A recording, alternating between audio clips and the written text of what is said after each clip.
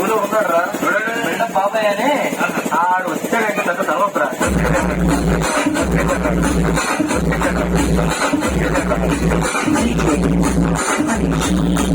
Gas పై వర్షం వచ్చేలా ఉంది. గ్యాస్ చూసుకున్నాం సార్.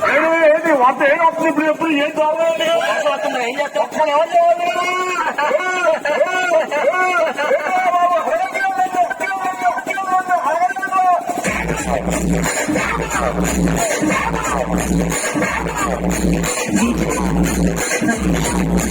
ఇప్పుడు సిటీలో పెరుగు లేదురా. ఈ పిల్లలు పెరుగు తిన్నాను.